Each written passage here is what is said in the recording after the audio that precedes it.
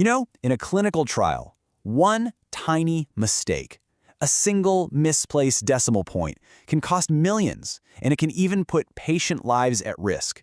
Today, we're going to go inside Apex Labs for a case study to see how the rigorous principles of quality control are the only things standing between data integrity and, well, disaster. Okay, so here's what we're going to cover. First, we'll get to know Apex Labs and pinpoint a critical risk they face every single day. Then, we'll dive into the core principles that make up their defense system, see those principles in action, and finally, really understand the huge impact of getting quality control right. All right, so let's step inside Apex Labs. And look, this isn't just any laboratory. It's a crucial facility responsible for analyzing thousands of samples for a major clinical trial, a place where every single action has pretty significant consequences. Think about it. Inside these walls, every single sample represents a real person, and every piece of data is a building block for developing new, potentially life-saving treatments. The integrity of what they do here has direct, real-world consequences. So yeah, the stakes couldn't be any higher.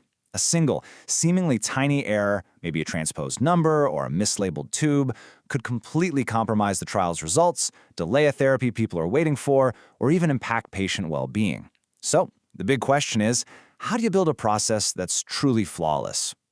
Well, to really get their solution, we need to zoom in on one of the most common and honestly, one of the most risk-prone activities in any lab, the human element of handling data.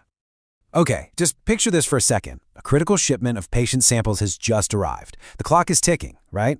To maintain their integrity, these samples have to be processed, logged, and moved on to the next stage immediately. There's no time to waste.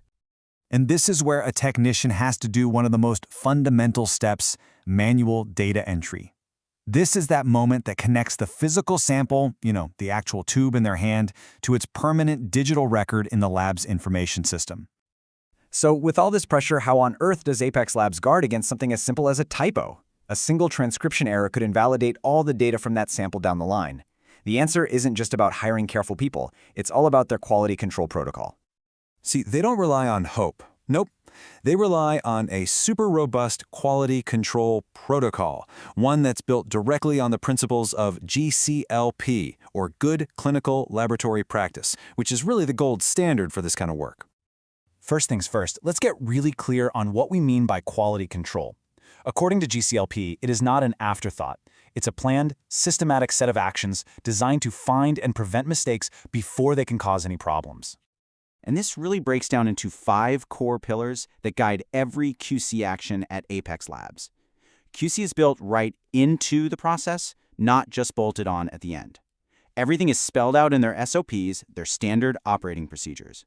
They use a risk-based approach to decide how often to check things. The checks are always done by a second person, and, this is critical, every single check is documented. Okay, so that's the theory. Now let's see exactly how Apex Labs applies these principles to that high-risk scenario we were just talking about, that manual data entry. And here it is, the process in action. The first technician does the initial entry. Then, following the SOP to the letter, a second, totally independent technician is assigned to verify 100% of that data. They check it line by line against the original forms, and then they document that the check was completed by signing and dating it. This simple second-person check is one of the absolute most effective ways to catch a human error before it enters the system. Okay, so they do all this. What's the ultimate result? What's the big payoff for putting this simple yet rigorous QC process in place? Well, the difference is just night and day.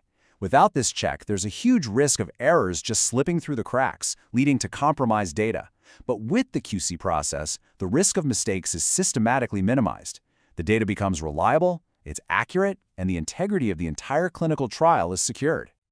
There's a quote directly from the GCLP guidance that sums this all up perfectly. It says, "The overarching requirement is that the risk of mistakes should be minimized through the implementation of QC activities.